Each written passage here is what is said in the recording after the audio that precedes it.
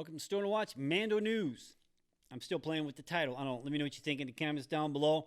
Now, obviously, I'm going to be doing a weekly review show for The Mandalorian.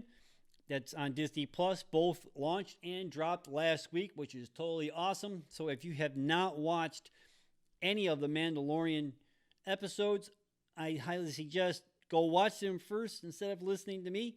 Now, and come back afterwards so we can have a big, huge discussion about it. Please come back and subscribe and what have you, but I don't want to spoil it for you. Trust me, you want to watch these shows. You don't want to listen to somebody talk about it first. I'm telling you firsthand. That's your only warning. And here we go. Now, this is The Mandalorian on Disney Plus. It's being written and developed by Jon Favreau. We also have Dave Filoni from Rebels and Clone Wars as an executive producer on this as well. And Kathleen Kennedy is also credited for executive producer, but I don't think she really did much except for put people together, to be quite honest with you. So I don't know how involved she really is in the show, but that's for a whole nother show, right? Anyway, now we got Pedro Pascal is playing the lead role. He's the Mandalorian, but his name, according to Wikipedia, is Din Djarin or Din Djarin. It's D-Y-N. I'm not really sure how it's pronounced. We'll find out when they actually say it in the show, because we found out through the movies that Han, depends on who says it, right? So anyway, we got Carl Weathers. He's playing Greef Karga. Now, he's the head of the bounty hunter guild that the Mandalorian works for from time to time. I'm sure we're going to find other people that he does jobs for, because he's a bounty hunter. He's not really tied to anybody in particular, I don't think. So that's just my opinion, or at least that's what I'm kind of hoping. So we have Werner Herzog. He's playing what they're calling right now the client. Now, he's obviously some kind of high-ranking Imperial. I'm not sure if he's an officer, if he was part of the government and what have you, but he's surrounded by stormtroopers in the first episode, and trust me, he didn't just hire them. They weren't just wearing stolen armor and what have you. You can definitely tell that they actually were Imperial stormtroopers. They're just a little dirty, and he had a big, huge Imperial sign on his necklace thing that he was wearing around his neck. Again, we don't know what his actual title or rank is, but I'm sure we'll find out through the rest of the show, at least within this first season. I think we would find out more about him as it goes along, but that's all. That being said, we also have Omid Abtahi. I think that's how, I'm sorry if I butcher your name, dude. I suck with names. Now he's playing Dr. Pershing. He's also in Rogue One. He played the pilot. And we'll have Bodhi, I think that guy's name was, and what have you. So it was kind of cool to see him again. Now, this guy is wearing an Imperial uniform that looks like the same thing from Galen Erso from Rogue One and what have you. You could tell he was like a scientist type like uniform and whatnot, which is kind of cool. And he on the side, and his one side of his arm, he had like a patch with the symbol that somebody pointed out on, I believe it was on Facebook, that it was the same symbol that the kids or the clone kids in Attack of the Clones had on their shoulders. That was for Camino. So maybe that's their connection. So I'm not really sure where that comes into play, but I'm sure we'll find out more as the season progresses. At least I'm kind of hoping. So that's got me a little, you know what I'm saying? We also have Nick Nolte. Now, he's playing the Ugnaught character. I think it's Kuiil. I think that's how you say the name. We're not really sure, because I don't remember anybody saying his name in the show. But he does the voice for that character. There's another actor playing the actual person running around. That's not Nick Nolte. That's that short. We know he's like 6 foot or something, right? But anyway, that was kind of cool. Yeah, I have spoken. He said that was kind of cool. Now everybody online is just jumping on that. You see that everywhere now. There's memes like everywhere for that, everywhere. And also we got Taika Waititi. He's playing IG-11. Now he's like that assassin type droid that's kind of like IG-88 from Empire Strikes Back. So that was kind of cool. Now he wasn't like K2SO from Rogue One, or he wasn't like L7 from Solo and what have you. And he definitely wasn't a 3PO. That's for damn sure. I mean, his delivery was kind of dry. And it wasn't like he was trying to be a smart ass or anything, which was kind of cool. I liked that about him, and which made him different than the other droids that we've seen before. So that was kind of cool. We also have Horatio Sanz. He plays Mythrol. I think he's like the first bounty that we see that the Mandalorian picks up in episode 1. So that was kind of cool. And I'm kind of glad there were some people online that were saying that he was kind of annoying. And I also agree a little bit that it was kind of cool that he did not stick around longer than he need to. He was just pretty much kind of set up to let us know exactly how the Mandalorian was, how he did business, at least for now, right? So that was kind of cool. And people are making a big deal about the fact that we finally got to see what a toilet looks like in Star Wars. I had to tell you, I didn't care. I didn't think about it. I didn't worry about it. I remember I read a lot of the books from the EU, and they all refer to the bathroom as a refresher. I was okay with that. I didn't need to know what was in it. I didn't need to know what it looked like. I can picture, I mean, they were humans. So it wasn't going to look any different to what you normally would see it, right? That's just my opinion. I don't know why everybody was like, oh my God, we finally get to see what a toilet looks like in Star Wars. You need help. Seriously. So, but anyway. And we also have Brian Posehn. He plays like the speeder pilot in the beginning for episode 1.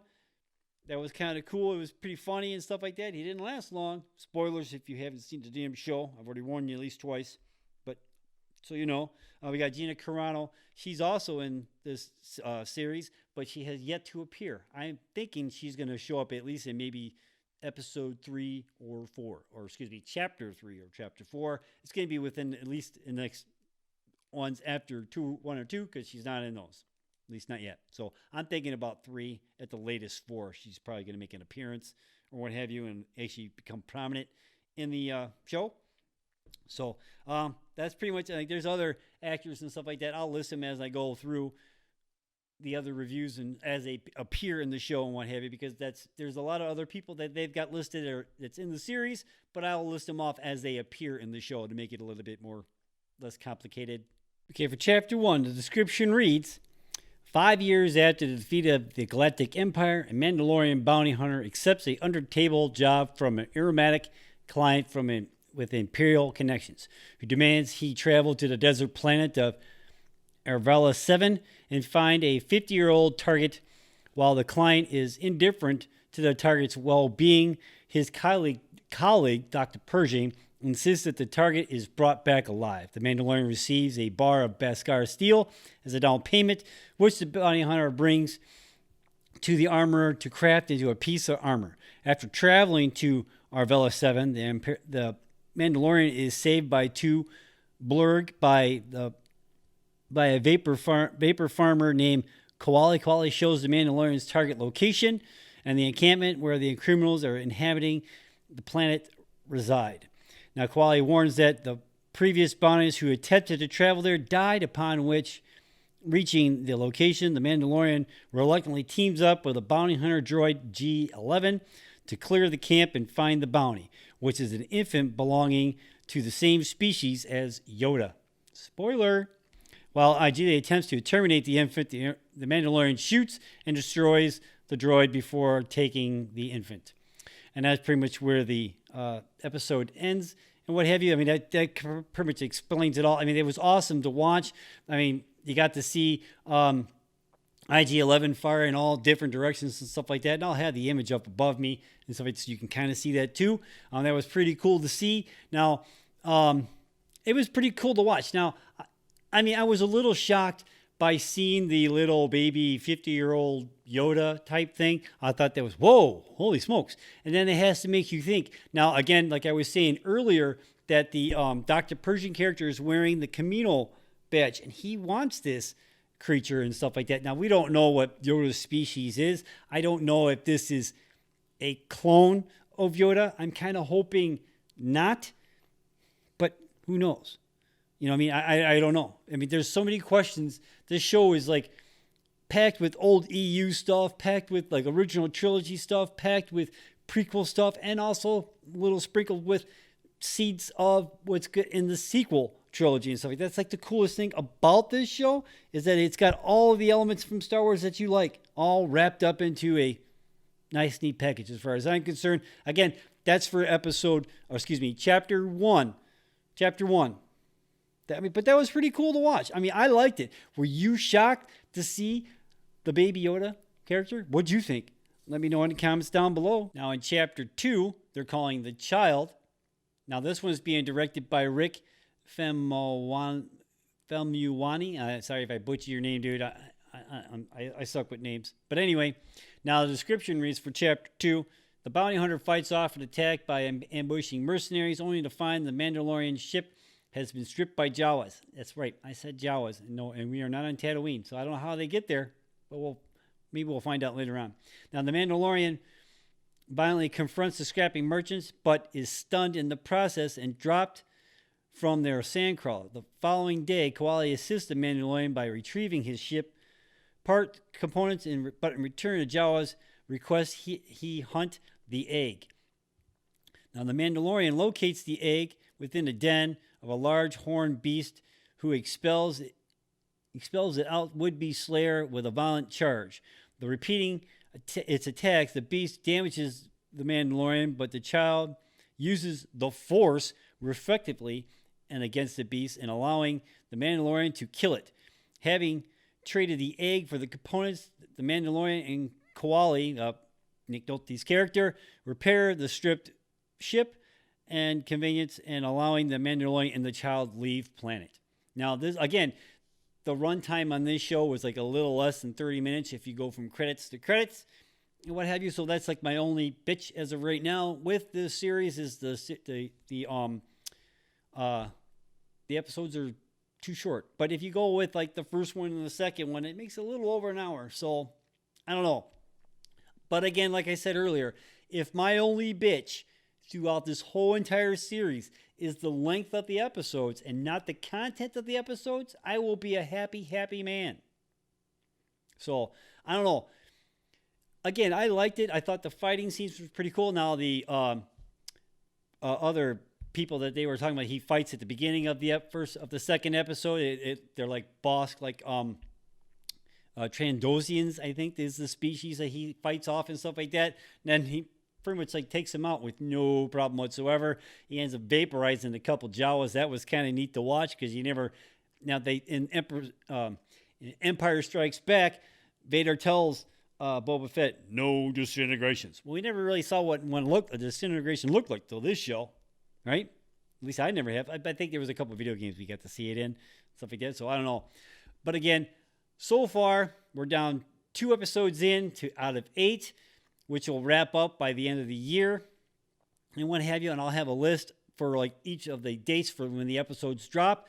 And I'll try to get the review video up at least a day or so after that, so everybody has time to watch it and what have you. Because now from here on out, except all the episodes are going to drop on Fridays and what have you, except for the one that takes place like on the Wednesday right before The Rise of Skywalker when it drops in the theaters, and then there'll be the last episode for season 1 the following Saturday afterwards. So this series is going to be over and done with before the end of the year. So that's kind of a bummer a little bit, but we'll have to wait and see how that all plays out. So I don't know.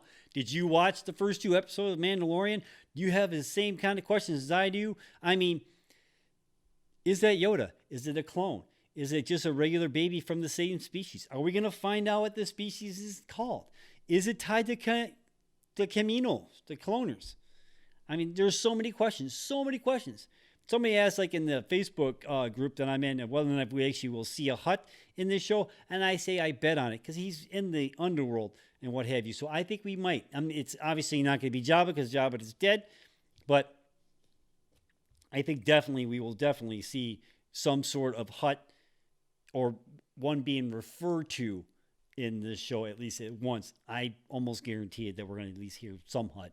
It's something because there's like it wasn't just one. There was more than one. So I think there'll be some, and I'd be really curious to see on how this really progress. I mean, they might even drop like, what Luke Skywalker is doing because he's alive during this show because this takes place again 5 years after the events of Return of the Jedi.